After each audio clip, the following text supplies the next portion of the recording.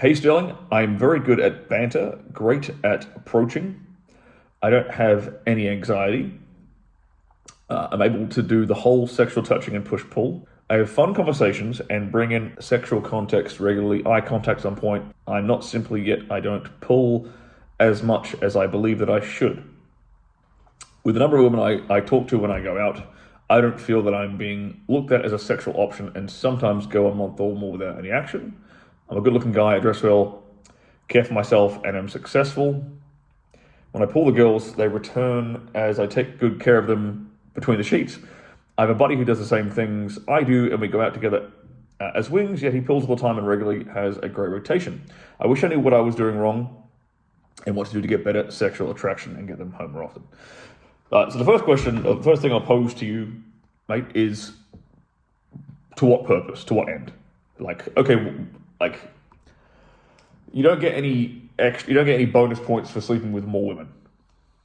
Let's understand that first. This is not it's not a competition. It's not like if you bang like 10 women this year, you're not magically going to get like $1 million in the bank account. You're not magically, all your problems are not going to magically disappear, right?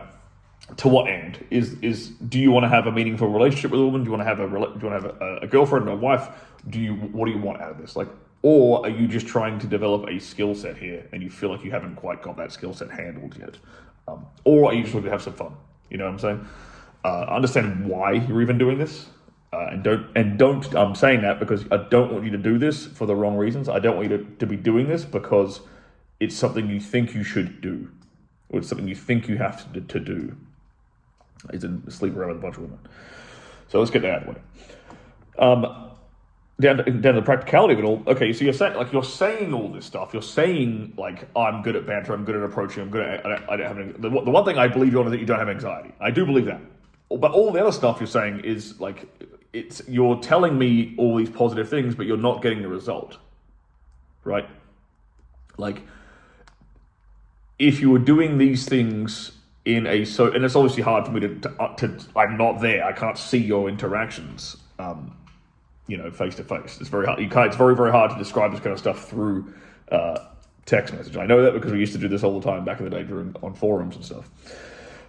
But so you say your friend goes out and wings with you, he does very, very similar things to you, but he has results and you don't. Well, there's one thing that comes to mind immediately, and that is that you're not relaxed and sexual. Sexual energy, there's one key sentence you've written here, and it's, where was it? To get better sexual attraction. You want women to, I want to be looked at as a sexual option. That is, that's good. That's how you want women to perceive you, because you want a woman, if you want to end up with a wife or a girlfriend or whatever, she needs to see you as a sexual option. She doesn't want to, you don't need to be seen as the friend category, or what we used to call the dancing monkey guy, the guy who's just running around making them laugh, making them giggle, and then never pulls, doesn't have any balls behind him. And there's actually the first thing that comes to my mind is you should try throwing in, I don't know if you do this yet, but you should try throwing in things like what I call statements of intent.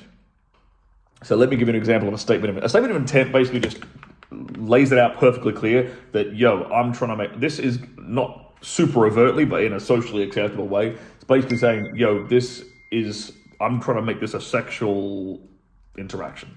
This is not a platonic interaction between me and the woman. You're telling her overtly, in a way, I'm keen on you, I'm into you, let's do something. So one is such an example, but it's done in a very subtle way. So an example, right, if you go into a group of girls, and let's say this girl over here is the one you're actually interested in, after a minute or two of you make them laugh, you've had a bit of a chit chat, or whatever, you can turn to the girlfriends and say, are you guys cool if I hit on your friend for the next 5 minutes? Just something like that. Well, that does two things actually. That's solo winging. That allows you to it makes those girls your wingman. If they like you and it's kind of funny and charming. Or similarly you could turn to the girls and be like, all right, what color dress are you guys going to wear to our wedding? Is it you and her? You're implying that you and her are a thing and you're going to be a thing, or you're implying that you're hitting on her. Another statement of intent is something like, how many kids can you give me, or how many sons can you give me? That's a really funny one. Like, but basically, you see what's going on here is it's done not in a creepy way, it's done in a charming, fun way, but it's putting it out there like, yo, there's intent behind. This is not just a fun conversation. There's intent here. I have intent. And that forces women to put you into one of two categories of, oh, I'm not going down this path, or okay, this guy has some balls behind him. That's one way of starting to put you in that sexual option bucket rather than a nice guy friend zone bucket.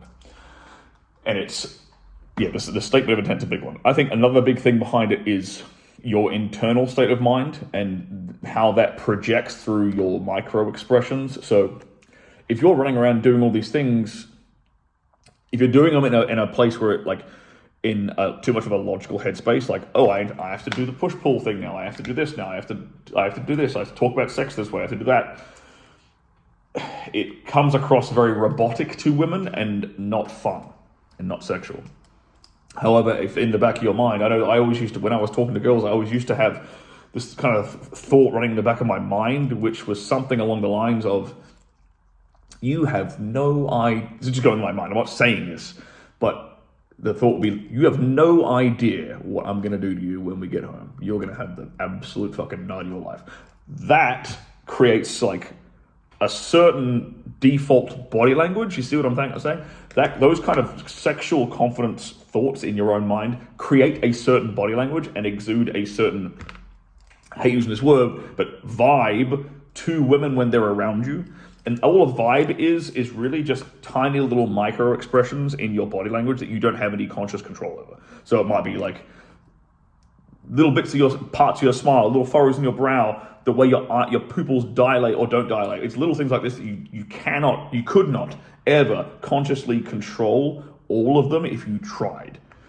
But by getting into a certain emotional state, they default to that in a good way. So those are two things I think you should focus on if you want to come across as more of a sexual guy, because that's what you're trying to come across with sexual confidence. And sexual confidence, by the way, is calm arousal. That's the state you're looking for. Like when I used to go out to the bars and stuff, like hit on chicks and stuff, if I held a girl, the first time I held a girl's hand, I would get a boner. Like that's kind of how, that's what I mean by calm arousal, is in you're confident, you're relaxed, you're chill, but you're also in that aroused state. Not necessarily running around a club with a boner, but you're in an aroused state where if things start to get physical with her, your body responds quite naturally. And that means that no matter what, if you're talking to, you could be talking about fucking accounting. And if you're talking to a woman and you have a boner, there is going to be sexual tension there. That's another thing I'll quickly add into this, is that sexual tension, I think, is something that might be something you're missing, that flirtatious sexual tension, because a girl has to chase. Another thing I'll add here is I don't see anything here about you kissing these girls. So you say sexual touching, push and pull, fun conversations, eye contact, but I don't see you kissing them anywhere. If not, why not? If you're trying to make things sexual, I would be trying to kiss the girls, right? And then when you do kiss them, make sure that you are the one to break off the kiss and disengage and create that gap for her to feel something like she's missing out, and so she can chase and feel rewarded for chasing after you and feel invested in you. So there's a bunch of stuff there for you, my friend. So I hope that helps. By the gist of what I've read from your email, again, it's hard to know exactly what's going on because I'm not there seeing it. But I think these three key things I just talked about there might really nail the head, hit the nail on the head for you. So good luck.